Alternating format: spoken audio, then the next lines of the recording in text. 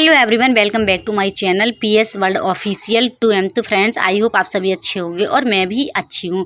तो फ्रेंड्स, आज के वीडियो में मैं बात करने वाली हूँ प्राथमिक शिक्षक भर्ती। चलिए तो फ्रेंड्स, आगे बढ़ते हैं और देखते हैं इंटीग्रेट और प्राथमिक शिक्षक भर्ती कब तक आएगी और क्या क्या संभावना है इंटीग्रेट की और इंटीग्रेट जीआईसी और प्लस प्राथमिक शिक्षक भर्ती, जो कि आप लोग देख पा रहे हैं। तो चलिए, कुछ खास पॉइंट है जिस पर हम डिस्कशन करेंगे आज के वीडियो में। तो थोड़ा सा शेयर भी कर दीजिए दूसरे भाई बहनों को, जिससे उन्हें वो भी अच्छे से बात कर लेते हैं। तो वीडियो पर बनी रहिए, और जो तैयारी करते हैं, शिक्षक भर्ती की तैयारी कर रहे हैं, तो उनके लिए अपडेट रहना बहुत ज़रूरी है, और ताकि आप लोगों को। तो फ्रेंड्स, चलिए बात कर लेते हैं। तो ये था कि जो युवा मोर्चा के अध्यक्ष उन्होंने पूछा था IGRS संदर्भ संख्या, ये सारा हम नहीं पढ़ेंगे, के माध्यम से आपके द्वारा परीक्षा की गई थी। उनसे पूछा गया था अनुराग पांडे के द्वारा कि शिक्षक भर्ती हमने मतलब ब्यौरा भेजा गया था 8 जून को। मुख्यमंत्री श्री योगी आदित्यनाथ जी ने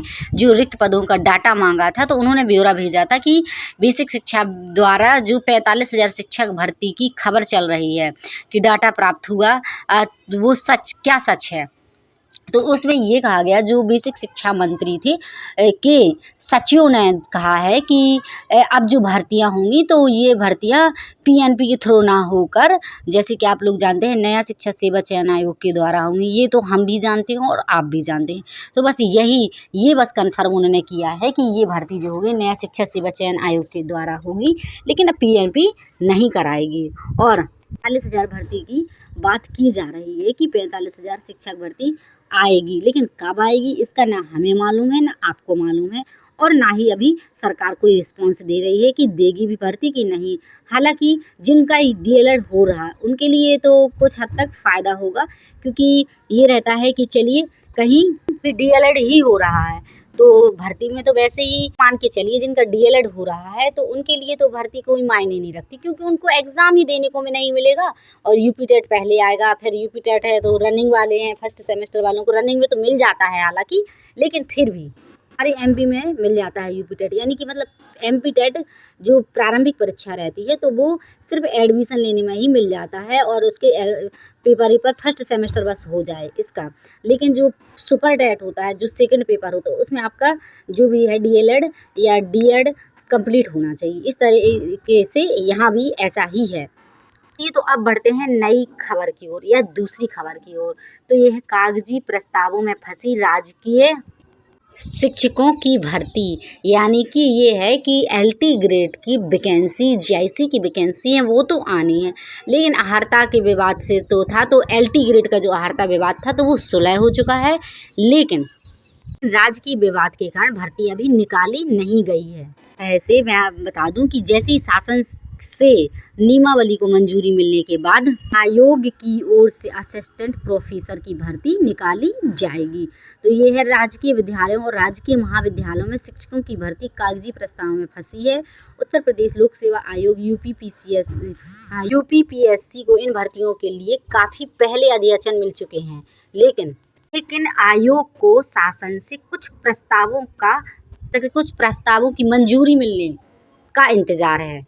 यह उच्च शिक्षा निदेशालय की ओर से राजकीय महाविद्यालयों में असिस्टेंट प्रोफेसर के 536 पदों पर भर्ती के लिए ऑनलाइन अधियाचन, यह अधियाचन शासन के माध्यम से UPPSC को भेजा गया है। आयोग ने अब भर्ती प्रक्रिया में बड़ा बदलाव किया है। जैसे सीधी भर्ती होती थी, जैसे कि आप लोगों को पता है LT ग्रेड का एक ही एग्ज़ाम होता था और सीधी भर्ती हो जाती थी, लेकिन अब ऐसा नहीं होगा, प्री और मेंस होगा। जैसे कि कॉलेज के असिस्टेंट प्रोफेसर के लिए उनका इंटरव्यू की प्रोसेस भी रहेगी। स्क्रीनिंग परीक्षा की 75%, इंटरव्यू के 25% अंक जोड़कर चयन की मेरिट तैयार की जाएगी। ऐसे में स्क्रीनिंग परीक्षा का महत्व तो काफ़ी बढ़ गया है। इसके लिए आयोग ने स्क्रीनिंग परीक्षा की प्रस्तावित नियमावली तैयार की है, जिसे शासन को मंजूरी मिलने का इंतजार है कि शासन जैसे ही मंजूरी देगा तो भर्ती जल्द से जल्द निकाली जाएगी। तो आप लोगों को योग्यता तो मालूम ही होगा, और सब्जेक्ट की जो अहर्ता थी वो भी मैंने पिछले वीडियो में बताया है। योग्यता तो आप लोग जानते ही, आपका ग्रेजुएशन कंप्लीट होना चाहिए और आपका B.Ed कंप्लीट होना चाहिए। किसका? सिर्फ और सिर्फ LT ग्रेड का। और अब बात आती है कि उम्र सीमा GIC की भी उम्र सीमा है, तो यही है 40 वर्ष जनरल की, और फिर कैटेगरी वाइज छूट दी जाती है। और यदि आपको और भी कुछ पूछना है तो कमेंट में पूछ सकते हैं। तो बशर्ते आप लोग तो जान ही रहे हैं, पूर्व मार्च 2018 में LT ग्रेड शिक्षक भर्ती का विज्ञापन जारी किया गया था और इसके तहत 10,768 पदों पर भर्ती होनी थी। यह भर्ती एकल परीक्षा के माध्यम से कराई गई थी। अब भी सुन रहे हैं सुपर टेट का, तो मैं आपको क्या ही बताऊं कि बहुत चल रहा है कि अब आएंगी तो 25 के बाद ही समझो सुपर टेट, UP टेट कराया जाएगा, फिर सुपर टेट।